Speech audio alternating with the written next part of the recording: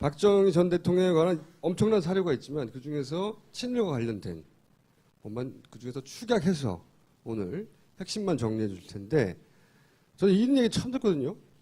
비밀 독립군이라는 게 존재하긴 했어요. 일본이 할 때 비밀일 수가 있고 또 네. 특무라고 합니다. 중국에서는 네. 예를 들자면 그 윤봉길 의사 어거 있지 않습니까? 네. 그 당시에 한인 애국단이 있었잖아요. 네. 그 한인 애국단 같은 경우에는 일반 국무위원들은 모릅니다. 임시정부 국무위원도 모르고 백범 김구 선생, 안충생 선생 몇몇 분들에게 정권이 이임이 되는 겁니다. 그래서 어거가 일어나면 그 결과만 보고하게 돼 있어요. 그런 분들이 비밀 독립군이군요. 그러니까 말하자면. 뭐 그런 수준의 비밀 독립군이니까 박정희 정도면 김구 선생도 알아서 해야 되는데 그럼 특무였다면 예, 박정희 혼자만 알고 있습니다. 자, 자료를 보내준 이제 주장한 거예요. 최근에 주장부터 정리해 보면요. 박정희 친일 행위는 미미하다. 만주군 장교로 불과 1, 2년밖에 근무하지 않았고 투벌군 작전에 참여한 적도 없고 그리고 계급이 고작 중이었는데 이게 무슨 친일파냐. 계급이 너무 낮다 그러기에는. 그리고 결정적으로 광복군의 비밀 첩보 장교였다. 예. 이게 아주 재밌는 처음에는 좀 수줍어했는데 지금은 뻔뻔해진 거죠. 수줍어했는. 자, 그래서 이 내용을 듣고 이제 우리 박 실장님께서 이것들이 미쳤나 하고 작성한 자료들을 지금부터 보겠습니다. 자, 새누리의 기사예요, 기사. 이게 이야기가 터져 나온 게 그 친일 진상규명위원회에서 전 박정희 대통령을 친일파로 분류할 수 없었다라고 새누리당 대변인이 주장을 합니다. 오히려 독립운동을 한 백강 조경환 선생께서 박 전 대통령을 독립군을 도운 군인으로 기억했다는 증언을 했다. 그래서 비밀 독립군이라고 주장하는 거예요. 정확하게 얘기하면 이제 이 대변인 이야기는 새누리당 대변인 이야기는 이거죠.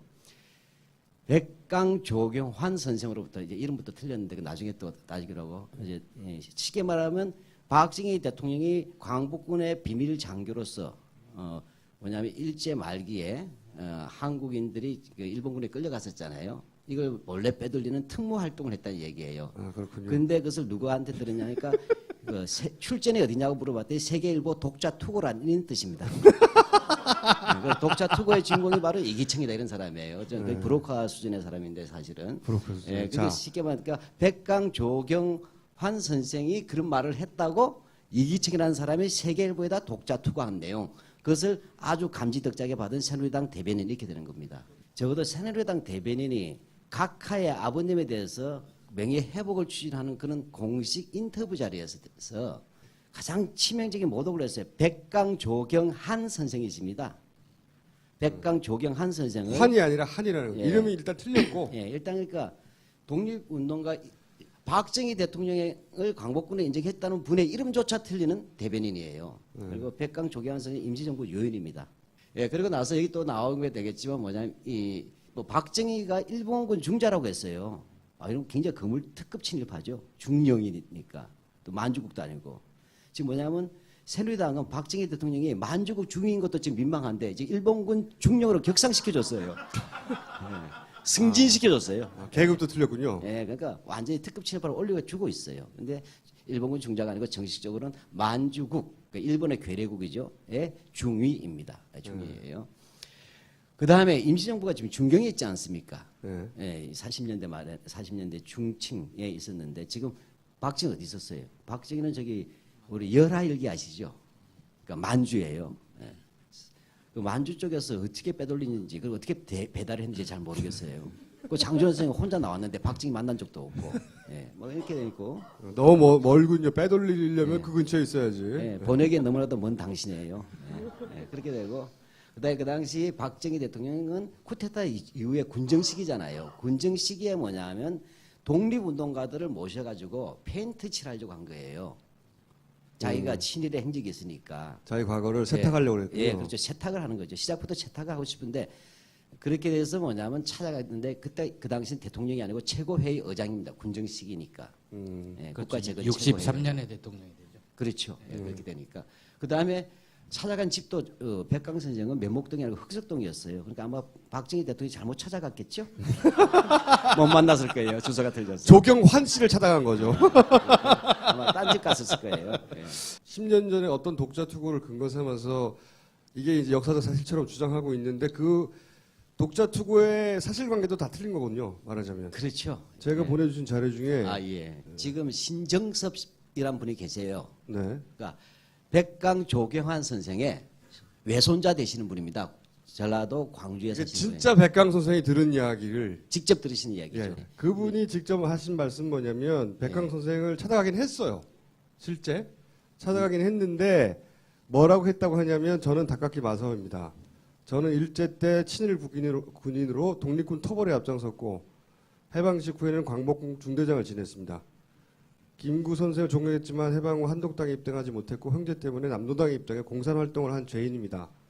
그러나 자수를 해서 대한민국 군인으로 오늘까지 살았습니다. 그러나 현재 나라가 반공정신 미약하고 위기에 처해 이렇게 혁명을 일으켰습니다. 그러면서 정부로 들어오라고 제안하는 자리에서 이런 얘기를 했다는 거예요. 그것을 이제 자백 내지 실토라고 합니다. 그렇죠. 실토죠, 실토. 하는데 하나도 잘한 게 없죠. 네, 이건 뭐 제가 신정섭 선생님하고 직접 통화해서도 제가 확인한 내용이고 그 점도 우리가 다 아는 내용들이에요. 자, 그리고 이제 그 말씀하신 이런 소설들의 근거 자료가 되는 게 육군본부 발간이 한 책이 있어요. 창군 전사라고.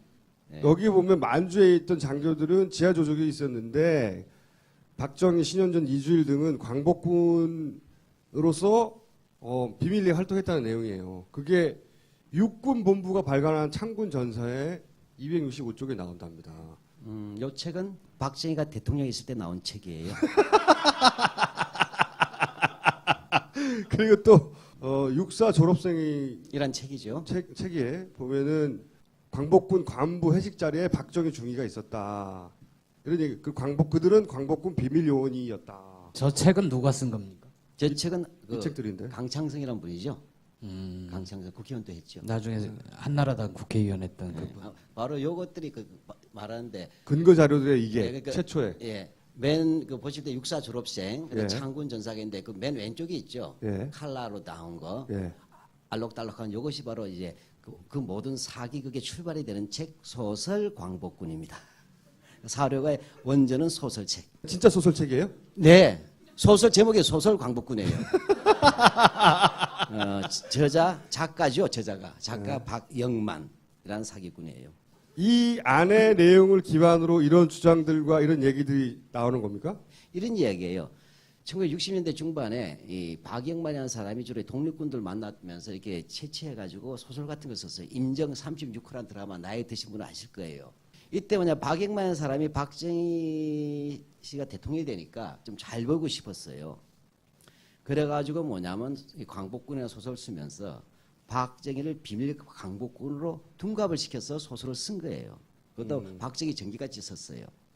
그래가지고 자기가 이 책을 들고 가면 각하께서 참 잘했어요 하고 상을 주고 돈을 주고 책이 많이 팔리고 기대한 거예요. 그래가지고 이제 이 책을 만들어가지고 박영만이 간 거예요. 박정희 대통령 만났어요.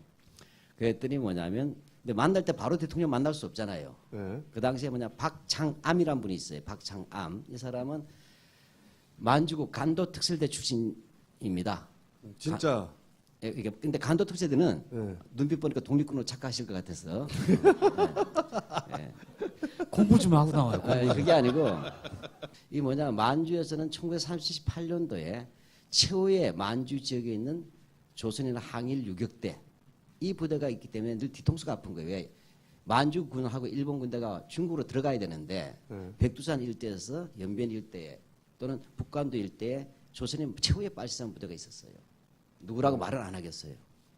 말씀하시면 안 돼요. 네. 알아도 말 못해 이제 그런 세상이 됐어요.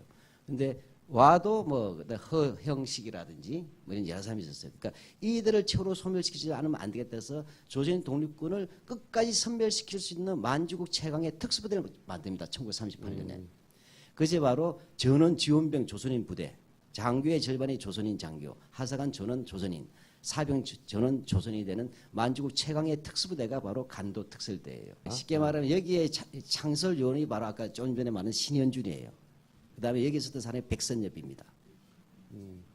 그걸 아셔야 돼요. 예. 그런데 이렇게 됐더니 이 박창함이라는 사람이 그때 5.16 쿠데타 이후에 혁명 검찰을 했어요. 검찰, 혁명 검사. 이 사람을 통해서 다리를 넣어달라고 했는데 박창함이가 내가 만주에서 있었지만 박정희 절대 독립도 한 적 없다. 미친 짓 하지 마라. 이렇게 한 거예요. 그랬더니 기어이 만났어요. 박정희 대통령을. 만나게 박정희 만났어요? 대통령이 야 이마 내가 언제 독립군 했어. 광복군 했어. 그래가 야단만 맞은 거예요. 음성 지원 되는데요. 이게 왜 이게 가능했냐면요. 그때는 다 살아 있었거든요. 그럼요. 광복이 다 살아 있었잖아요. 다 살아 있으니까 이런 불화를 치면은 내 무슨 소리하고 튀어나오거든요. 오히려 자기 이제 숨기고 싶은 과오들이 다 드러나니까 뻥을 칠 수가 없었던 거죠. 또 참고로 요 시기에 아주 민감한 시기예요. 그 이후에. 왜냐하면 60년대 중후반인데 이때 장준하 선생하고 박정희하고 각을 세우고 있었잖아요. 네. 장준하 선생 진짜 오리지널 광복군 아닙니까? 그렇죠. 가뜩이나 그냥 그 해방 후에 일본식 표현을 쓰면 말갈이 강복군이에요. 짜가. 예. 예. 이렇게 그러니까 눈이 시퍼렇게 살아있는데 장준하 선생이 네. 그러니까 박정희로서는 자기도 그랬으면 좋겠지만 아니잖아요. 예. 김일성도 항일했다는데 박정희가 내놓을 게 없잖아요. 말도 안 되는 소설을 써대니까 박 실장님 나온 거 아니에요. 아니 게다가 박근혜 대통령께서 이번에 국정교과서를 만드는데 친일과 독재를 위하면 내가 결코 좌시하지 않겠다고 했으니까 새누리당부터 분쇄해 주세요.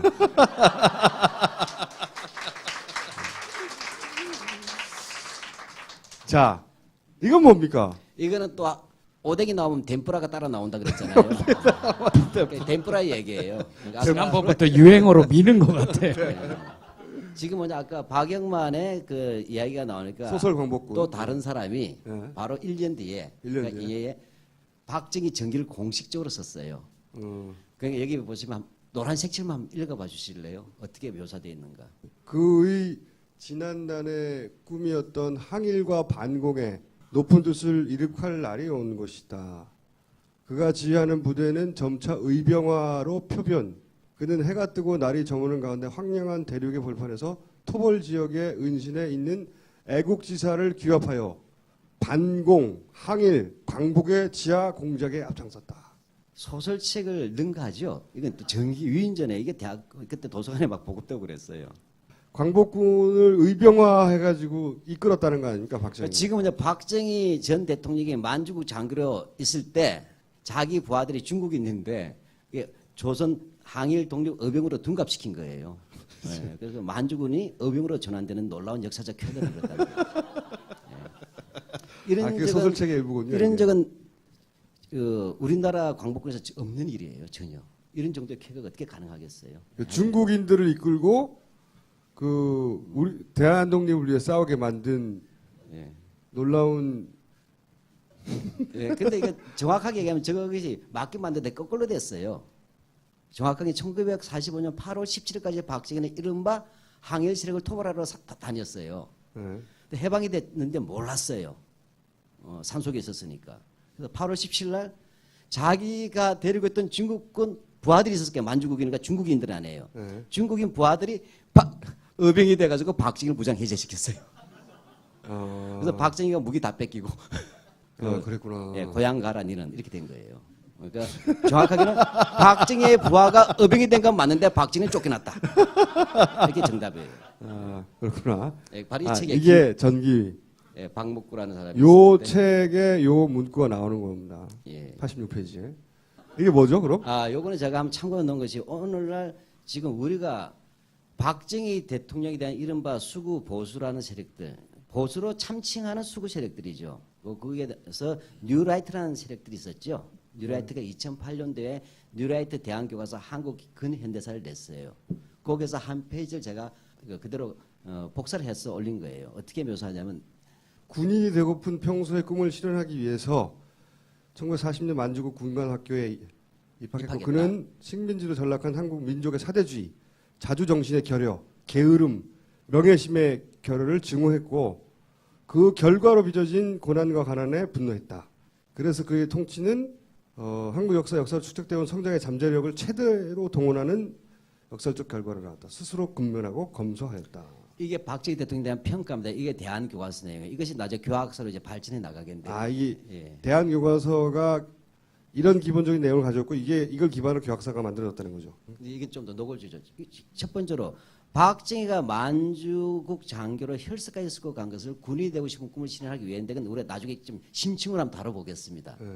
꿈을 이루어진다라는 건 맞는데 개꿈이었어요. 내가 볼 때는 이건 잘못된 꿈이에요. 어쨌든 그건 나중에 이야기하기로 하고 그다음에 아주 중요한 얘기를 했어요. 뉴라이트 대한교과서에서 그거는 식민지로 전락하는 한국 민족이 왜 한국이 망했냐를 사대주의 그다음에 자립성이 없다, 게으르다, 그다음에 명예심도 없다라고 증거했던데 이게 정확하게 뭐냐 일제 식민지 역사학에서 하는 얘기예요. 그다음에 1930년대 후반에서 1940년대 우리 징용 갔지 않습니까? 많은 조선인 청년들이 갔을 때 조선인들에 대한 노무 관리 지침에 나오는 내용이에요. 조선인들은 게으르고 사대주의 큰 데도 의존하고 있고 그다음에 주체성이 없고 거짓말도 잘하기 때문에 말로 해서는 안 된다라고 되어 있어요. 너무 지침에. 예, 조선 징용공에 대한 너무 일제가 우리한테 심어준 사관 아닙니까? 니네는 그래서 식민 지배를 당할 수밖에 없어라고. 그러니까 저는 박정희야말로 식민사관에 물들었기 때문에 만주군관학교 갈 수 있었다고 저는 보는 거예요. 역으로. 네. 그다음에 그 권위주의적 통치는 한국 사회에 역사적으로 축적되는 성장의 잠재력을 최대 동하다. 말이 길고 어려울 때는 거짓말이란 뜻이에요. 네. 그런 거예요. 막 복잡하게 말할 때는 쉽게 말하게 말해야 돼요. 이거 무슨냐? 독재가 뭐죠? 한국인들의 발전시켰다. 예, 발전시켰다. 독재에 의한 경제 독재라고 하지만 그것이 한국 성장의 밑거름이 됐다예요. 그러니까 경제 성장을 위해서는 독재가 불가피했다는 얘기예요. 그래서 유신도 불가피하다. 그다음에 마지막으로 스스로 근면하고 검소했다는데 제가 알기로는 시작은 막걸리지만 끝은 씨바시리 갈 양주였어요. 그렇게 이해하시면 돼요. 자, 그리고 이것도 보내주셨더라고요. 한겨레 거니까 그, 아시겠죠? 예, 박근혜 전 대통령이 한겨레하고 인터뷰한 거예요. 직접 그 친일과 관련해서 발언한 인터뷰예요, 이게. 거기 보면 이런 말이 나옵니다. 나라를 빼앗긴 상태에서 저런 직업을 가진 사람들이 다 친일을 한 거냐. 그런 식으로 다 해집어 놓으면 나라가 어떻게 되겠냐. 다 해집어 놓으면 나라가 어떻게 되겠냐. 이렇게. 이 인식인 거예요, 지금. 근데 연구소 같은 게 해집은 적이 없어요. 본인들이 자꾸 아니라고 하니까 자꾸 우리가 끄집어 나오게 되잖아요. 그런데 실제로 이러하다는 겁니다. 이제 보여주신 자료가 국가와 혁명과 나라와는 예. 박정희 전 대통령이 직접 쓴 책의 내용입니다. 예, 이거는 좀 한자가 있으니까 예. 그 책에 대한 설명이 조금 필요할 것 같았어요. 예, 한번 예, 우리가 박정희 대통령이 직접 쓴 책은 거의 없습니다. 그런데 1963년이면 바로 대통령 출마 직전이죠. 예, 이때 본인이 낸 책이에요. 제목이 국가와 혁명과 나 이렇게 됩니다. 레닌의 책은 국가와 혁명인데 박정희는 내가 빠지면 안 되니까 국가와 혁명과 나 이렇게 되는데 따라서 그래서 내가 어떤 국정에 대한 철학을 가지고 있냐를 썼는데 그 이후에도 박정희 대통령 면에 나온 책은 많지만 이것이 거의 직접 썼을 거라고 봅니다. 왜냐하면 마침법이 개판이고 일제식 표현이기 때문에 앞뒤가 문장도 안 맞고 그래서 좀 진솔하게 썼다 봐요. 근데 이 책에서 보면 놀라운 거예요. 저는 뭐냐면 박정희 대통령이 갖는 역사 인식이란 게 아주 간단히 일제시대 때 일본 군국주의 파시즘과 식민사관이라는 부분에 그대로 판박이라는 걸 보여주는 거예요. 대한민국 대통령 출마할 때도 뭐냐면 우리나라 뭐냐 무사 빈곤의 나라가 무사 안일주의와 악순환과 분절과 당파 싸움만 일컬어져 왔다고 얘기하지 않습니까? 그러면서 이때까지 한 번도 국가당 국가가 없었다는 거예요.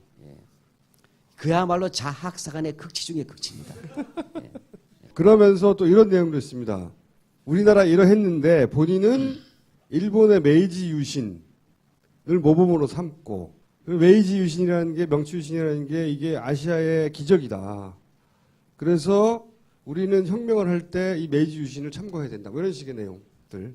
박정희 그 당시 그 한일 협정 같은 거 하기 위해서 또 자기 쿠데타 인정받기 위해서 일본을 방문합니다. 미국 가는 길에 갔을 때 일본 사람들 앞에서 한 얘기예요. 우리 5.16 쿠데타는 자기는 5.16 혁명이라고 했겠죠. 우리 혁명은 바로 내가 어릴 때 배웠던 일본의 메이지 유신을 본뜬 거다. 그래서 뭐냐면 내가 오늘 한 것은 메이지 유신을 성공시킨 청년지사와 같은 의욕과 사명을 품고 했다라고 그분들은 모범으로 삼았다는 것은 이때 메이지의 최고의 지도자는 누구예요? 이토 히로부미입니다. 이해가세요?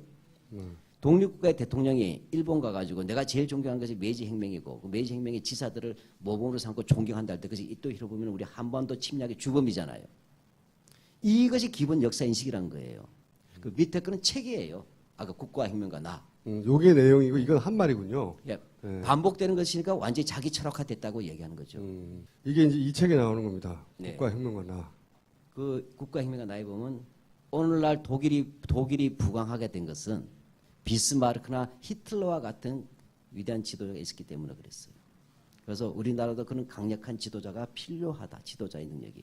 이미 히틀러는 일제시대 때 나의 투쟁이라는 책을 이광수가 보급했었어요. 그래서 저기에 나가 들어간 거. 네, 제 생각에도 그랬어요. 내가 그 말 하려고 그랬는데 내가 그 말에서 유식해 보이려고 막 기다리고 있었는데 찬스를 뺏겼어. 그랬었어요. 이거를 보내주시면서 최후의 제국장교라고 하셨는데 왜 최후의 제국장교입니까? 여기서 박정희 신화가 어떻게 만들어지냐를 하나하나씩 조금 따져봐야 하는데 박정희 흔히 이런 것 들었어요. 박정희 대통령은 아주 가난한 짓으로 태어났어요. 그렇게 되죠. 그래서 뭐냐면 아침도 제대로 못 먹거나 뭐 했는데 어머니는 막내둥이라고 해서 꼭 감자를 몰래 쪄놔서 줬어요. 뭐 이런 얘기를 하고 있어요. 그런데 그래서 제가 조사를 해봤어요. 그때 이 박정희가 살던 마을 그 상모리에서 그 마을 전체에서 박정희가 태어날 때까지 보통 학교 요즘으로 치면 초등학교입니다. 다닌 사람이 딱 2명밖에 없어요. 그건 뭐냐면 자기 형 박상희 대구 항쟁 때 죽죠. 그다음에 두 번째로 박정희 자기예요. 그러니까 교과서 어떻게 써야 돼요? 박정희 집은 참 가난했어요. 그 마을에서 두 명밖에 갈 수 없는 학교만 다닐 정도로 가난했어요. 이렇게 써야 되는 거예요. 학교를 다닐 만큼 가난했어요. 다 가난했는데. 하여튼 그다음에 대구 이제 사범학교를 다녔어요. 대구 사범학교가 굉장히 중요합니다. 사범학교를 다녔는데 여기서 중요한 이유는 거기서 다 성적이 시원찮았어요. 성적이 좋았으면 제가 분명히 박정희 기념관을 여러 번 갔는데 단 한 번도 대구 사범학교 시절 성적표를 공개 안 해요. 대비예요. 박정희. 그런데 딱 하나가 A 플러스가 있었어요. 그게 교련이에요. 교련. 예. 이걸 조갑재 씨는 뭐라고 얘기하냐면 박정희 대통령이 이 대구 사범학교 시절에 성적이 나빴던 것은 민족 차별에 대한 불만, 제도 교육에 대한 불만, 꼭 정교조 선생을 좋아하는 학생처럼. 예. 예. 그에 있어서 나빴으리라 보는데 좀 말도 안 된다 본다. 그냥 공부 못한 거예요. 그 또 하나 문제는 뭐냐면 다 못했는데 교련만 A 플러스예요. 교련 군사 교련이죠.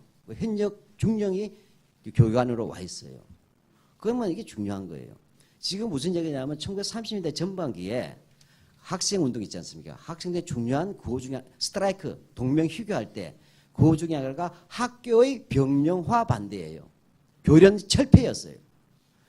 모두가 교련 철폐 운동하는데 박정희만 교련 A 플러스 받은 거야. 이게 대구 사범학교의 진실이에요. 예, 그리고 나서 그래서 교관 아리카와 게이 이치라는 사람을 만납니다. 현역 중령이에요. 일본군 중령. 이 만난 게 대구 사람이 중요합니다. 그러고 나서는 이 학교 성적이 시원찮았지만 교사는 되었어요. 그래서 대구 사범학교를 마치고 나서 뭐냐면 1937년도에 문경 서부 공립 보통학교 훈도가 됩니다. 교사가 되죠. 초등학교 교사가 되었어요. 왜냐하면 사범학교를 마치면 2년 동안 의무적으로 교사를 하게 돼 있어요. 이게 굉장히 중요합니다. 박정희가 왜 일본 혈서 쓰고 가느냐에서 중요한 내용이 되기 때문에 그래서 이 37년도 4월부터 훈도가 되었는데 그러면 의무적으로 2년을 공부해야 되잖아요. 그러면 37년 1년 그죠? 그때는 3월 1일이 개학이 아니고 4월 달이 개학이에요. 한 달 뒤에요. 그러니까 그럼 38년 4월, 39년 4월이 되면 2년 옵션이 이제 끝나는 거예요. 자, 그런데 뭐냐면 박정희 대통령이 바로 38년도에 바로 이 만주 군관학교에 입시 원서를 낸 거예요. 수험 원서를. 요거는 1차가 아니고 중요한 얘기를 하는 거예요. 지금 박정희가 교사 부임 1년 차에는 그냥 있었고 그다음에 38년도 그죠? 4월 달에 원서를 낸 거예요. 만주 군관학교에. 원서를 냈는데 떨어졌어요. 그래서 뭐냐면 재수를 하는 겁니다. 교사를 하면서. 그래서 38년도에 1차 지원했다 서류 전형에서 떨어졌고 그다음에 39년에 또 내야 되는데 결정적인 게 뭐냐면 만주 군관학교 자격 조건이 있어요. 지금 자격 조건이 뭐냐면 16세부터 19세예요. 나이가. 결혼하면 안 돼요. 박정희 이미 결혼했었잖아요. 유경수 여사 말고 냈어요. 그래서 서울에서 떨어진 거예요. 그래서 뭐냐 그다음에 박정희가 고민을 한다는 거예요. 박정희 전기를 보면. 그러니까 38년도 3월 달에 원서 접수를 하거든요. 근데 39년도에 또 재수해서 내렸는데 또 서류에서 보나마나 떨어질 거 아니에요. 그래서 이제 동료 교사한테 의논을 했다는 거예요. 유중선이라는 교사한테 했더니 혈서 한번 써보는 게 어때? 라고 했다는 거예요. 그래서 혈서하고 입학 원서를 지원 원서죠. 수험 지원 원서하고 편지하고 여러 가지 보냈던 것이 3월 달에 보냈는데 39년 3월 때 보냈는데 그것이 39년 3월 31일자 만주에 있는 일본인 신문인 만주신문에 저렇게 보도가 되었다는 얘기예요. 혈서를 보냈다고. 예, 그래서 여러분 혹시부터 지역 신문에도 저만큼 나와본 적 있어요? 신문 기사에 단독으로? 단독으로 1단, 2단, 3단, 4단 합쳐서 나온 거예요. 그 다음 페이지에 그걸 묶어봤어요. 예, 이렇게 됩니다. 예. 자, 그래서 이걸 제가 조금 번역만 되어 있지만 내막은 이렇게 됩니다. 그 외우다시피 하니까. 자, 이 기사 자체가 중요해요. 이건 이제 기사 안에 있는 내용에서 핵심만 이제 표시를 해놨는데 이게 무슨 이야기냐면 1939년 3월 29일 날 만주국 치안부 군정사 직목과는 징병이나 모집한다는 거죠. 군대를 모집하는 과에 조선 경상북도 문경 서부 공립소학교 훈도 박정희 당 23세 사진은 박정희입니다. 네, 박정희가 왔는데 아주 열렬한 군관 지원 편지하고 호적 등본하고 교령 검정 합격 증명서 A+, 그렇죠? 하고 그 다음에 혈서를 등기로 보내서 담당자를 감격시켰다 하고 그 다음에 그 편지에 근데 혈서의 내용은 뭐냐? 일사보국이에요. 일사복은 요즘 말로 멸사봉공 이런 뜻이에요. 한 번 죽어서도 천황폐하와 대일본 제국에서 목숨을 바쳐서 충성하겠다. 일사보국 또는 혈서를 쓰고 혈서를 고급 종에다 딱 넣어서 보냈다는 거예요. 근데 그 혈서와 함께 뭐냐 편지가 등기로 동봉되는데 편지 내용도 대단히 감동적이었다는 얘기예요. 그래서 여기는 일부만 되죠. 제가 좀 읽어도 되겠습니까? 그게 없어가지고 네. 본인은 거기 군관 모집 요강을 보니 자격에 부합되지 않아서 심히 걱정이 됩니다. 비참한 기분이다. 요러시고 모쪼록 그러나 어떻게 좀 봐줄 수 없겠습니까? 이렇게 썼어요. 그러면서 일본인으로서 수치스럽지 않을 만큼의 정신과 기백으로서 일사봉공의 굳건한 결심입니다. 확실히 하겠습니다. 목숨을 다해 충성을 다할 각오입니다. 한 명의 만주 국군으로서 만주국을 위해 나아가 조국, 이건 일본입니다. 조국을 위해 어떠한 일신의 영달을 바라지 않겠습니다. 멸사봉공 개와 말처럼 충성을 다할 결심입니다. 이렇게 되어 있어요. 편지의 내용이. 이렇게 돼가지고 담당 교원을 감격시켰다는 내용이에요. 이게 실린 거예요. 일반 지원병에서 혈서를 쓰는 게 유행은 있었지만 38년부터 지원병이 시작됐어요. 조선이 지원병 모집했는데 그건 또 그렇게 하면 쇼맨십이 나오는 게 있잖아요. 그러나 스스로 그것도 지금 사관학교잖아요. 만주국에 있는. 사관학교에 나이가 안 되는데 자격이 안 되는데 그것도 교사죠. 먹고 살만하잖아요. 무식한 사람도 아니잖아요. 또 자기 형은 박상이나 항일운동 했잖아요. 이런 속에서 자기가 나이가 많은데도 혈서까지 쓴 것은 처음입니다. 근데 이 혈서를 계속 조작이라고 주장을 한 사람들이 있잖아요. 미치겠어요. 어떻게 냐 우리가 신문을 만들었대요. 민족문제연구소가. 이 신문을 만들어냈다. 네, 뭐 저거는 정확하게 얘기 들어서 우리가 일본 국회도 도서관에서 마이크로필름에서 출력해 온 거예요. 네, 그렇게 된 건데 어디 국회의원 하던 사람이죠. 강암옥이라고. 죽어도 아니랍니다. 그래서 돈 좀 버셨죠? 그렇게 표현하시면 안 되고 우리 시민단체인데. 우리는 돈 벌려고 소상하는 그런 극우한 구분됩니다. 명예를 회복하기 위해서. 그다음에 잘못된 거짓말이 더 이상 돌아다니면 안 된다고 해서 고뇌어린 결단 그때 소송을 제기해서 승소를 어제 했습니다. 자, 이 사진은 요 격려하는 사진이 박정희 전 대통령이에요. 예, 그래서 이제 이 사진을 보시면서 그냥 제가 이야기가 많이 빠져 있어가지고 자, 여기서 제가 이제 추리 소설한 거예요. 우리는 역사적 상상력이라는 것이 한번 가져보자는 거예요. 제가 곰곰이 생각했어요. 지금 박정희 대통령이 어떻게 일본 역사 들어가느냐 그 전에도 수수께끼였어요. 혈서를 썼다는 말이 풍문으로만 들렸어요. 풍문으로 들었지만 물증이 없었어요. 그래서 이제 민족문제연구소 친일면 사전 만드는 마지막 단계에서 그걸 확보한 거죠. 그걸 쭉 보니까 비로소 그림이 나와요. 혹시 여기서 입사를 해본 사람이 있겠지만 여기서는 박정희 그 당시 박정희가 대통령이 아니니까 박정희 교사 박정희가 이 될 수 있는 놀라운 수완력을 발휘한 거예요. 지금 4살이 초과가 된 거예요. 29살, 23살이니까. 따라서 어떻더라도 서류에서 다 떨어지잖아요. 근데 지금 뭐냐면 보증인이 2명 필요해요. 지금도 육군사관학교 가려면 보증인이 있잖아요. 누가 보증이냐면 바로 이때 뭐냐면 박정희가 대구 사범학교 생도일 때 교령 교관이 있었잖아요. 아리카와 게이치가 그 당시에 현역 육군 중령이었어요. 근데 어떤 일본 육사 출신이고 일본 육사 출신이면서 동시에 출시하려면 육군 대학을 마쳐야 돼. 일본 육군 대학. 그래서 일본 6대까지 마친 엘리트 장교예요. 이 사람이 뭐냐면 바로 박정희가 이 원서 낼 때 만주에 가가지고 관동군 대령으로 있었어요. 막강합니다. 일본군 대령 정도면 만주국 소장을 맞먹어요. 막강합니다. 이 사람한테 이제 여기서부터 제가 추리해요. 추리인데 합리적인지 아닌지 한번 들어보세요.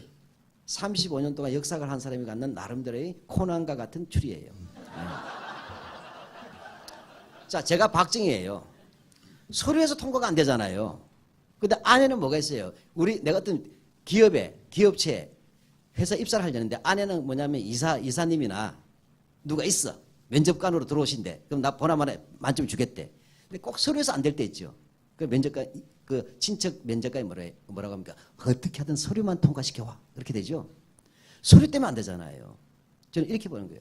혈서를 쓸 때 그냥 단순히 동료 유중선에 대한 교사 때의 충고로 쓴 것이 아니고 박진희 아리과 게이츠하고 계속 편지를 했어요. 왜? 할 수밖에 없는 게 신원보증이 있어야 되잖아요. 그런데 현역 일본군 대령처럼 막강한 게 어디 있습니까? 그래서 신원보증이 되어주는 걸로 보는 겁니다. 또 하나가 시험 감독관으로 놔주고는 강제호예요. 그렇게 하니까 제 생각에는 이건 소설이에요. 이런 말을 자르면 안 돼요. 예. 예. 저 떨고 있어요. 요즘 박근혜 대통령 때문에. 연구소 찍어가지고. 예. 그러면 뭐냐면 어떻게든 소리만 통과시할 때 저는 이렇게 봐요. 상식적으로 지금 구급 공무원이 만주국 그 병사처 쉽게 말하면 병사계잖아요. 병사계 구급 공무원인데 편지가 얼마나 원서가 많이 들어왔겠어요. 전국 만주 곳곳에서 다 읽다가 혈서 쓰고 편지 썼더니 구급 공무원이 감동해가지고 기자를 불렀어. 기자회견했어요. 말이 됩니까? 아우 짜증나. 왜 이렇게 많아 양이 이렇게 넘어갑니다. 저는 이렇게 보는 거예요. 즉 박군 복구새끼 박정희라는 뜻이에요. 일본식 발언으로. 자네 지금 서류가 안 되니까 내가 어떻게 힘써 봄새 일단 혈서를 하고 이렇게 해서 4개 내면서 나한테 연락하게 이렇게 했을 것 같아요. 편지도 쓰고. 왜? 그리고 나서 현역 대령이니까 그 병사기 직원한테 혹시 조선에서 박진환 친구가 편지 오거든 나한테 연락해라. 이렇게 했을 거란 거죠. 제 생각에는. 그래서 기자가 온 거라 저는 보는 거예요. 그래서 그럴 법합니다. 예. 예. 그래서 박정희가 그렇게 해서 1939년 10월 달에 교사임에도 만주의 북만주의 목단강에 있는 제6군강구에 가서 시험을 봅니다. 목단강 군강구에서. 시험을 보는데 어떻게 보냐면 여러분들 시험 쳐봐서 알죠? 다 앉아 있어야 되잖아요. 근데 박정희만 안 들어온 거예요. 그다음 나중에 뭐냐면 시험 감독관하고 같이 들어온 거예요. 놀랍게도 박정희는 시험 감독관 커피 먹고 들어온 거예요. 여러분 그럴 수 있나요? 그러다 복구새끼 자네 여기 앉게 해서 자리까지 시정해 줬다는 거 아닙니까?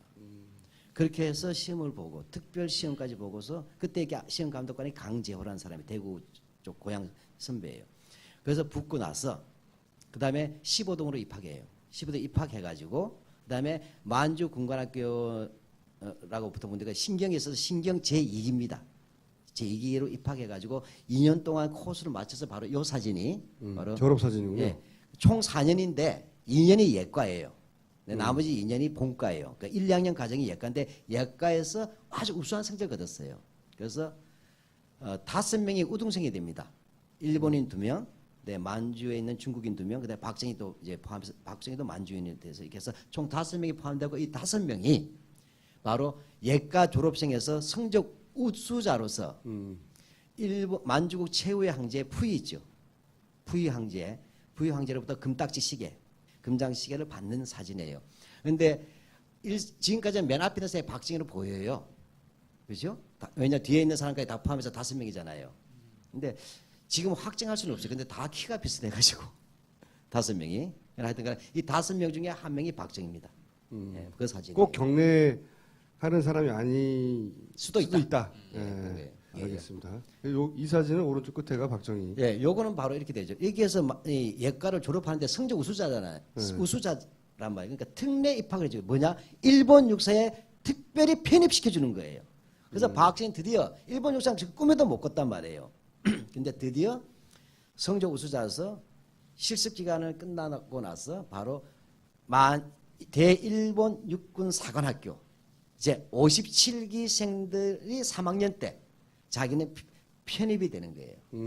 그래서 바로 일본 육사생도로서 이제 3학년 아니면 4학년이 됐겠죠. 본과 생도로서 찍은 사진이에요. 그리고 그런데 그렇게 한 것은 인간문화재급이다라고 해설하셨는데 그건 왜 그렇습니까? 예, 박정희 대통령께서는 고작해야 1945년 8월 달에 중이 됐다. 일제가 패전할 때. 중이면 사실 말단 장교 아니냐. 그까지 말단 장교를 왜 굳이 친일인명사에 넣느냐. 니들은 혹시 각하를 음해하기 위해서 의도적으로 중위 소위 이상을 기준으로 한 것이 아니냐 얘기하는 것이에요. 그래서 내가 직접 뽑아봤어요. 표로. 즉 일제시대 1910년부터 1945년까지 일본 육군사관학교를 졸업해서 소위로 인간된 숫자 그다음에 만주 군관학교, 만주 사관학교에서 소위로 인간된 조선인 숫자를 찾아본 거예요. 그랬더니 뭐냐면 이 1910년부터 45년까지 일본 육군 사관학교 입학한 사람이 87명밖에 안 됩니다. 조선인이. 35년 동안에. 예, 그러니까 연평균 몇 명이겠어요? 2명 좀 넘네요. 예, 근데 그 중에서 임관한 사람이 63명이에요. 따라서 뭐죠? 일본 육군 사관학교를 마치고 소위 계급장을 단 조선인은 1년에 1.75명이면 도지사가 8명 아니에요. 그렇죠? 그러니까 못 보는 거예요, 우리는. 숫자로 보자면 전국에서 6명 나오는 정도밖에 안 된다는 예, 거죠. 그래서 희소성으로 치자면 인간 문화재급 친일파라는 얘기예요. 그래서 이게 소위가 흔한 거 아니에요. 이 정도가 되려면 정말로 자기가 친일한다는 걸 입증하고 보여주고 우두당 받고 해야 한다는 거죠. 그렇죠. 이런 것이 보면 이제 인간 의지의 인간 승리라고 하죠 드라마에서. 그런데 참 민망한 승리. 그게 이게 통계입니까? 예, 바로 그 말씀하신? 통계입니다. 근데 사실 여기서 따져보면요. 이것도 또 제가 이 통계를 굳이 보여준 것은 저는 굉장히 후하게 합니다. 근데 잘 보시면 그 일본 육사 같은 경우에 26기가 13명, 그 다음에 27기가 22명이죠. 네, 13명, 22명. 여기 갑자기 많아요. 위에 한 명 있잖아요. 네. 이 한두 명씩 나오다가 여기서 갑자기 앞에 그러니까 11년, 14년, 15년 있잖아요. 이 사람들 일본 육사 출신 아니고 대한제국 육군사관학교 출신이에요. 대한제국 육군사관학교 다니고 있는데 일본이 대한제국이 망해졌잖아요. 네. 그래서 일본 육사 유탁교육시킨 사람이에요. 이걸 빼면 1년에 한 명이 안 됩니다. 그 직위도 낮은데 그거 가지고 뭐 친일이라고 하느냐 할 게 아니라는 거죠. 예. 자, 일제 시기에 박정희라는 분이 이제 군대에 지원한 동기를 이제 살펴보자는 거예요. 동기. 옛날에 지원병으로 많이 갔어요. 말단, 사병으로 또는 하사관 간 사람은 가난이 동기에서 38년도에. 그건 사병이나 하사관이에요. 이거는 그 당시 흉년이 들었어. 먹고 살 길이 없어 간 사람들이 꽤 있어요. 우리가 월남전 갈 때도 먹고 돈 벌러 간 사람 꽤 있었잖아요. 꼭 조국 통일을 위해 자유 통일을 위해서 간 사람 아닌 사람도 꽤 있잖아요. 근데 박정희 가난한 것도 아니죠. 먹고 살만 하잖아요. 직업도 있어요. 교사라고 안정적인. 예. 네. 그다음에 머리 무식한 것도 아니죠. 무지한 것도 아니잖아요. 자기 형이 뭐냐 박상희라는 사람이 어쨌든 동아일보 지국하고 항일 운동하고 그 친구가 나중에는 북한으로 넘어갔지만 황태성이라고 해서 박헌영하고 같이 항일 사회주의 좌익길에 항일 운동한 사람이에요. 그 영향을 받았단 말이죠. 그러니까 무지한 것도 아니에요. 가난도 무지도 아니에요. 그럼 유일한 출세가 동기잖아요. 그렇죠? 그러다가 더 큰 문제는 이 박정희에 가는 것은 혈서까지 쓰면서 가는데 그게 직업군인이에요. 직업군인이죠. 직업군인은 뭐냐면 군인으로서 출세하겠다니까 승진해야 되는 거죠. 근데 지금은 전쟁 중이죠. 전쟁 중에 승진하려면 전공을 세워야 돼요. 근데 전공을 세우려면 만주에 가서 전공을 세울 때 그 상대가 누굽니까? 조선의 항일 독립군이고 알고 갔기 때문에 확신범인 거예요. 이거는 그렇게 되죠. 그러니까 싸울 대상이 자기가 군인이 되면 일본의 장교가 돼서 직업 군인이 되면 거기서 그 독립군과 싸워야 될 거 알고 갔다는 거죠 처음부터. 그러니까 확신범이죠. 어쩌다 보니 일본군 이런 거 아니란 거예요. 그러고 나서 뭐죠? 박정희가 중입받게 되지 않았다고 하는데 저는 정확하게 박정희가 중입받게 되지 않았던 이유는 그가 일제에 대한 충성심이 약한 것이 아니라 그가 출세하기에 너무 일본이 일찍 망했을 뿐이에요. 좀 늦게 배팅한 거예요. 그렇잖아요. 사실 이걸 자꾸 저는 친일 군이라고 이야기 안 맞아요. 박정희 하여튼 그 당시 만주국 중위 닭깎이 마사오 중위는 그 태양 잘 모르시지만 열하일기 있죠. 박쥐 열하일기. 그 지역에서 활동을 했어요. 박지원의 열하일기. 예, 그 북경 화북에서 예. 만주 사이에 왔다 갔다 하면서 예, 가면서 이쪽에 있는 이제 항일 유격대들을 이제 이른바 자기는 이제 토벌하는. 하러 간 거죠. 그러다가 소련군이 쳐들어왔잖아요. 예. 8월 9일 날 참전하잖아요. 그러니까 이 부대가 북쪽으로 올라갑니다. 그래서 북쪽 올라가요. 반백산 쪽으로. 왜냐하면 중국으로 쳐들어간 것보다 이제 더 급해진 게 소련군을 막아야 되니까. 그래서 올라가다가 반백산이라는 곳에서 뭐냐면 8월 17일 날 자기가 무장 해제 당하는 거예요. 그때까지만 하더라도 끝까지 어떻게 했어요? 몰랐다는 거죠. 일본군으로 또는 만주 싸웠잖아요. 그래서 저는 뭐냐면 박정희는 해방을 맞이한 게 아니라 패전을 맞이한 최후의 제국 장교예요. 레저스탕스 입장에서 독일군 장교를 뭐라고 부릅니까? 적국 장교 아닙니까? 그 대한민국 임시정부는 만주국과 일본에서 선전포고했죠. 선전포고한 나라의 장교예요. 그렇게 되지 않습니까? 이게 명백한 겁니다. 네. 이게 뭡니까? 만주 군지. 이런 문제예요. 뭐냐면 여기서 잠깐 아까 여기 안 나올 것 같은데 박정희 그는 비밀력 강복권이 전혀 근거는 없는 거예요. 근거가 없는 것은 아니에요. 실오라기는 있었어요. 실오라기. 그것은 뭐냐면 이 만주국 제8단에 근무했어요. 박정희는. 예. 만주국 제8단. 근데 대통령 아니니까 그냥 박정희는 합니다. 예. 그래도 굳이 친일파 박정희는 이렇게 앞에 수식은 안 붙이겠어요. 공정한 겁니다. 그죠? 는 뭐냐 만주국 제8단에서 쉽게 말하면 있었는데 거기에 누가 있었냐면 그 8단에면 연대 규모예요. 연대. 왜냐 일본은 만주국을 세워놓고도 믿지 않아서 사단을 안 줍니다. 사단을.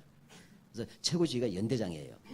연대에 박정희는 뭘로 있었냐면 을종부관 겸 기수로 있었어요. 부대 깃발 지키는 사람 있죠. 요즘 깃발 드는 게 좀 창피할지 몰라도 그때 기수는 군기잖아요. 군대 깃발은 가장 명예로운 걸 드는 거예요. 그럼 이 을종부관이자 부대 기수라는 것을 알아둬야 될 이유는 이들이 뭐냐 쉽게 연대장 옆에 부관으로 있었기 때문에 전투에 참여하지 않은 착한 사람이었다는 얘기예요. 온순한. 근데 그게 아니고 을종부관은 작전 참모예요. 가장 중요한 거예요. 연대에 따로 작전처가 없어요. 만주국에는. 그래서 연대장 부관들 가운데 역할을 나눠주는데 그래서 을종부관은 바로 작전을 짜가지고 명령을 하달하는 겁니다. 어떻게 광복군을 때려잡을지 작전을 짜는 사람이었던 거죠. 그렇죠. 그때 같이 있었던 사람이 뭐냐면 그 방원철이에요. 방원철 동기생이에요. 방원철 역시 8단에 있었어요. 일선 소대장 중대장 했어요. 그다음에 신현준 간도특설대 이 양반이 이제 간도특설대에서 8단으로 배속받아서 온 거예요. 이 사람 일선 중대장이에요. 대위로서. 그다음에 이주일이라고 있어요. 이주일. 이 사람이 그다음에 또는 그 연대 밑에 중대들이 3개 있었잖아요. 그래서 중대 참모로 있었어요. 이렇게 해서 가지고 뭐냐면 방원철 씨 해고록에 보면 내가 박정희한테 많이 작전 하달 받았어 이러는 거예요. 이게 다 나옵니다. 그게 되고 기수란 것은 그 부대에서 가장 엘리트 중에 엘리트로서 가장 나이가 어린 사람에게 주는 거예요. 미래를 맡긴다고 해서. 이렇게 해서 8월 17일 그렇게 했는데 8월 17일 그들은 패잔병이 되었잖아요. 무장해제되고. 그래서 방원철은 북한으로 갑니다. 북한에 가서 북한 인민군 창설요원이 돼요. 그 일본군 장교 출신들이 만주국에서 이제 뿔뿔 흩어지기 시작했는데 예. 일부는 북한으로 가고. 예, 그러니까 그 중에서 박정희가 있었던 부대만 얘기하자는 거죠. 제8단, 제8연대 소속에는 4명이 있었던 거예요. 총 4명의 조선인 출신 장교가 있었는데. 뭐 추가로 1명 더 있지만 별로 의미가 없기 때문에 최창민이라는 사람은 그때 방원철은 북한으로 가는 거예요. 북한으로 가지고 북한 인민군 창설요원이 됐다 나중에 들통이 나가지고 남으로 내려오는 거예요. 그렇게 되고 그다음에 박정희, 신현준, 이주는 갈 데가 없잖아요. 중국 것도 잡아놓고 보니까 또 일본인이 아니긴 아니잖아요. 그렇잖아요. 고향 앞으로 갓 이렇게 한 거예요. 어떻게 하니까 걸어 갓 이렇게 된 거예요. 그래가지고 그 밀운이라는 데서부터 해서 내려오는 거예요. 내려와가지고 지금 북경으로 온 거예요. 그때 9월달이 된 거예요. 그때 9월달에 보니까 그게 강복군 제3지대 김학규 장군이 이제 제3지대장이에요. 그래서 이 강복군 제3지대의 주평진대대, 즉 북평에 주둔한 그때 북경을 북평이라 불렀어요. 베이핑. 북쪽이 평안해졌대서 베이핑, 북평이라 불렀는데 여기에 강복군 주둔 장교가 되는 거예요. 즉 정확히 얘기하면 박신이 일제시대와 관계없이 저기 북에 있다가 만주 쪽에 있다가 내려와 가지고 9월 달쯤 되니까 북경에 먹고 살 게 없잖아요. 고향을 돌아갈 방법도 없고 생거지인데. 그래서 강북군 초모소에 간 거예요. 강북에 넣어달라고. 그때 경력을 물어보니까 뭐 말도 잘하고 지식인이잖아요. 그때 군사 경험도 있으니까 뒷조사를 자세히 못 하잖아요. 우선 다시 넣으니까.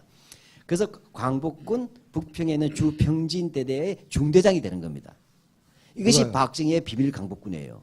아, 해방한 이후요. 예. 해방된 이후로 일본 장군으로서 무장 해제되고 나서 예. 고향으로 돌아가다가 들렸던 곳. 들려서 이제 강북군으로 얼렁뚱땅 들어간 거예요. 그 한 비밀은 아니잖아요. 그러니까 어디 갔다 왔니? 비밀 광복군 이렇게 되는 거예요. 어디 갔다 왔니?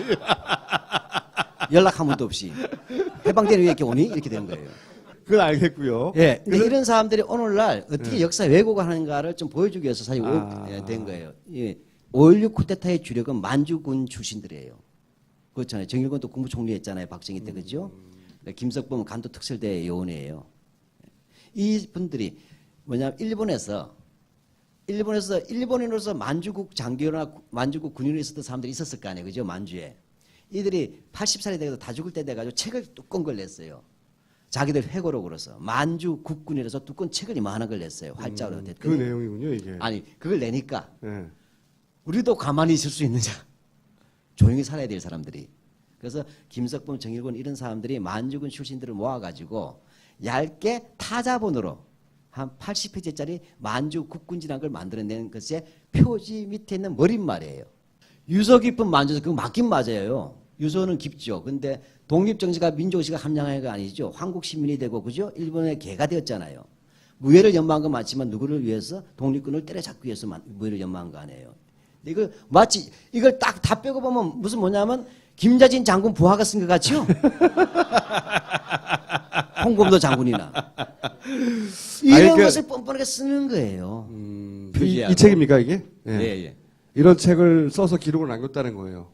그러니까 기가 막힌 일이 바로 86년도가 나온 책이에요. 한국에서 제가 만약에 친일을 했던 사람들이 당사자 자체가 반성이 없는 정도가 아니라 지금 뭐냐면 지가 독립군으로 정신 착란을 일으키고 있는 거예요. 저런 게 올바른 역사관 아닌가요? 그러니까 그래서 그 국정교과서는 저는 일종의 역사의 정신 착란증이라고 보는데 저게 바로 이제 박근혜 씨가 볼 때는 또는 누군가가 볼 때는 김부정 씨가 볼 때는 올바른 역사관이라고 말할 수 있겠죠. 올바르다고 쓰고 우리는 해석할 때 미쳤구나 이렇게 소아 파시즘이라고 이제 표현하시면서 제가 이건 1930년대의 일본 파시즘을 박정희는 그대로 했다. 일본 장교로 있으면서 일본 식민지로 있으면서 일본에서 배운 것들, 특히 그 일본의 군국주의에서 배운 것들을 고스란히 우리나라에 이식하였다라고 이제 자료를 보내주셨더라고요. 그걸 소아 파시즘이라고 이제 부르셨고. 네, 그 내용을 조금 저는 그러니까 10월 유신 같은 체제 있지 않습니까? 10월 유신 같은 경우에는 일본의 메이지 유신을 모방했지만 내용은 뭐냐면 1930년대 박정희가 영어로 하면 오리엔테이션 된 군국주의 시대, 소화 시대의 파시즘, 우리가 흔히 말해서 군부 파시즘이라고 그러잖아요. 또는 천황제 파시즘. 그때 그는 대구 사범학 교사하고 학생했고 교사까지 했죠. 교사를 했다는 것은 뭐냐면 제국의 이데올로기를 머리끝에서부터 발끝까지 다 알고 아이들에게 지저분하게 쪼잔하게 다 시킬 줄 아는 사람이에요. 그렇죠? 경수쪽 들고. 그다음에 일본 장교까지 됐죠. 제국의 꽃이 됐잖아요. 뼛속까지 일본 파시스트였다는 얘기예요. 그래서 앞에 페이지 다시 한번 들어가 보실래요? 굉장히 중요한 거예요. 이게 63년 나온 책인데 아까 말씀하신 그 비스마르크 히틀러 얘기가 여기는 위에 말 보십시오. 혁명은 강력해야 된다. 법 이외의 강력한 체제와 힘의 발동도 불가피한 것이다. 여기서 국민이 참아야 돼. 이해갑니까? 네. 이것은 국민제의가 이해하고 협조하는 마음으로 참아야 하는 것이네요. 주먹을 맞더라도 가만히 있으라는 거예요.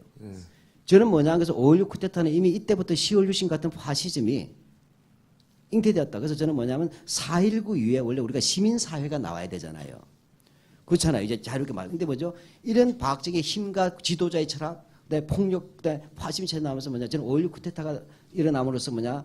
4.19 이후에 가피어나려고 하던 시민사회가 태아학살되었다는 겁니다. 그래서 우리는 90년대 와의 시민사회가 다시 열리는 거예요. 이런 거를 얼마나 지연시키는가 박정희가 이런 겁니다.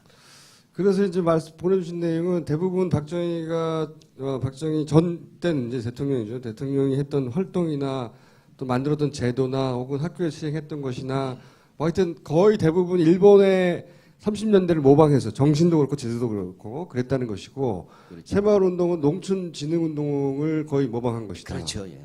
보면 이게 뭐죠? 이게 보면 총화, 약진, 방공, 방첩 이런 말이 있잖아요. 근데 이게 만주에서도 안전과학을 본뜬 겁니다. 거의 사진 보면 거의 똑같아요. 아, 만주에서는 독립군이 많이 있잖아요. 예. 그 요시화 시키잖아요, 마을을. 아, 그 앞에 이렇게 하는 거. 이게 새마을 모범 불학이에요. 1972년 10월 유신이라는 게 일어나죠. 근데 잘 보시면 이게 1971년 12월 달, 그러니까 10개월 전입니다. 느닷없이 국가 비상사태를 선포해요. 여기 예를 들어서 언론기관에 대한 내용 3번 언론기관은 되거나 말거나 책임없이 나라를 지키고 보존하는 일에 왈가왈부하는 것을 삼가해야 한다. 네, 잘못했습니다. 차마 읽을 수가 없으셨던 것 같아. 예, 근데 여기 보면 2번도 있어요. 나라를 지키고 보존하면서 스스로의 허점이 되는 사회 불안은 용서할 수 없으며 받아주지도 않으려니와 이 같은 불안의 씨를 없앤다. 4번. 박정희 대통령이 꿈꾼 국민들이에요. 이게 올바른 투철한 국가관과 민족의식의 함량이 어떤 내용인가. 모든 국민은 나라를 지키는 일에 스스로의 책임을 다하는 것은 물론 자진해서 정성과 열심을 바쳐야 된다. 완전 황국시민 얘기잖아요. 모든 국민은 나라를 지키고 보존하는 일이 무엇보다 중요하고 급한 것을 새롭게 깨달아야 돼. 그냥 깨달으면 안 돼. 또 새롭게. 6번이 무슨 6번 이미 유신을 예고하고 있어요. 만일 사태가 더욱 나빠졌을 때는 우리가 오늘날 누리고 있는 우리의 자유 가운데 어떤 것들은 이를 뒤로 미루어서 그러니까 우리 자유를 뒤로 미루고 지금 이걸 지켜내야 된다. 나라를 지켜내야 된다. 이런 얘기입니다. 그러면서 이제 그림도 재밌잖아요. 이렇게 불평불만이 많았어요. 언론인이나 경제인이나 국민들 떠들지 말라는 겁니다. 말씀하신 교련을 예. 다시 살려냈고. 예, 일제시대 때 교련이 있었잖아요. 예. 그러고 나서는 없어집니다. 그래서 해방이 됐다가 그 이승만 정권 때 학도 호국단이라는 게 부활돼요. 학도 호국단. 이게 히틀러 유겐트, 히틀러 청년제를 부활한 건데 이걸 안호상이라는 초대 교육부 장관이 한데 이 사람이 히틀러 주의자였어요. 그러다 4.19 때 없어집니다. 학도 호국단이. 그런데 그것이 박정희 때 다시 70년대 부활시켜요. 그러면서 뭐냐면 지금 같은 학생회장이 있잖아요. 학교 학생회장이 학도 호국대장으로서 계급은 연대장이 되는 겁니다. 우린 졸개고. 반상회도 마찬가지인가요? 요즘 또 다시 반상회 유행하죠. 신문에 안 나오던 반상회가 국정교과서 부활과 함께 신문에 보도가 됐어요. 반상회는 일제 시기에는 상회라고 불렀어요. 반상회니까. 반상회인데 구체적으로는 조선인들을 거는 애국을 해야 되는 반상회에서 애국반이라 불렀어요. 그래서 매달 15일이 반상회인데 통제하는 거죠. 이때 반상회 열리면 뭐냐면 이제 저축은 얼마나 했는가, 그다음에 쌀은 얼마나 했는가 다 체크하는 거예요. 반장이 무시무시한 거예요. 그래서 매달 15일은 반상회의 날이었어요. 일제시대 때는.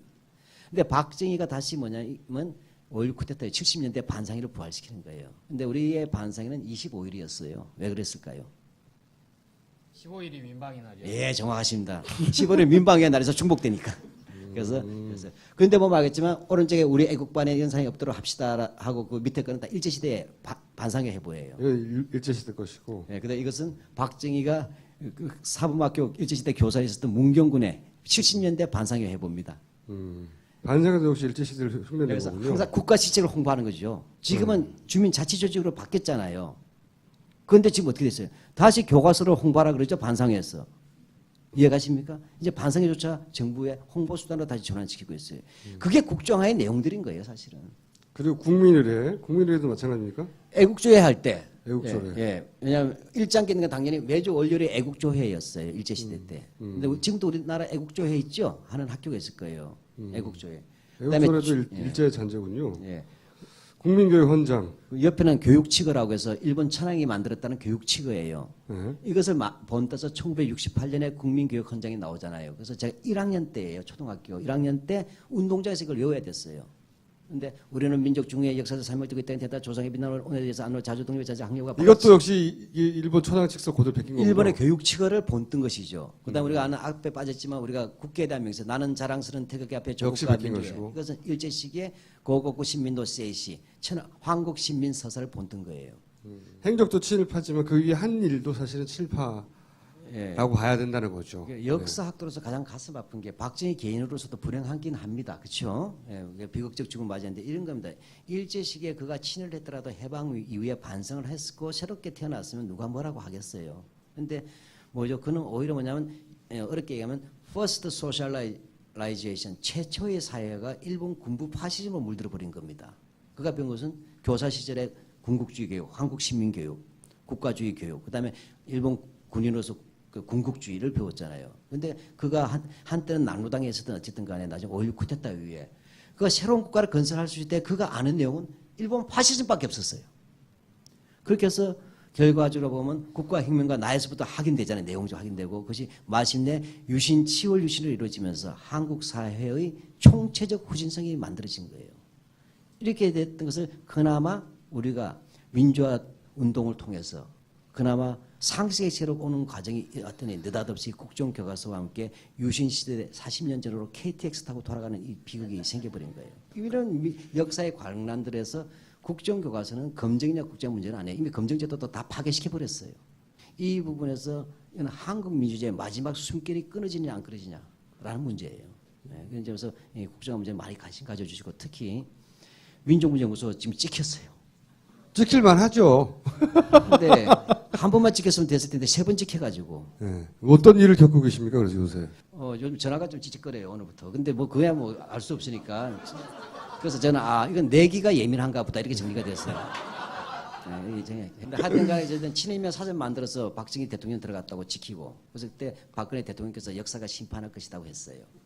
그다음에 100년 전쟁 만들었더니 또 이인호라는 KBS 이사장 하시는 이 양반이 최초의 원로회의 가서 100년 전쟁은 대한민국의 국가 안보를 무너뜨리는 위험한 요소일 뿐더러 박근혜 대통령님의 아버지까지 음해하는 아주 나쁜 책인데 보셨어요? 이렇게 하면서 해가지고 그래서 볼게요 하니까 수첩에다 적으세요 해서 수첩에 적고 조중동이 다 일면에다 냈어요. 박근혜 대통령께서 민족문제연구소와 100년 전쟁을 수첩에 적으시다가 다 보도가 났어요. 사초도 아니고 그러고 나서는 이번에 또 교과서가 이렇게 좌편향되는 이유는 정교조와 민족문제연구소 때문이에요. 영광입니다. 우리 연구소가 정교조와 어깨를 나란하게 됐어요. 이름을 직접 거론하시면 보통 소송이 잇따르거든요. 무서워요. 제가 몇 년 겪어보니까요, 무서워요. 네. 아주 집요합니다. 소송에서 진 적이 없는데 네. 각하에게는 좀 그래도 좀 쫄아요. 자, 그러면은 그 다음번에는 저희가 면회 가서 뵙기로 하겠습니다. 박수 부탁드립니다. 눈여겨봐주고 고맙습니다. 응원해 주십시오. 고맙습니다.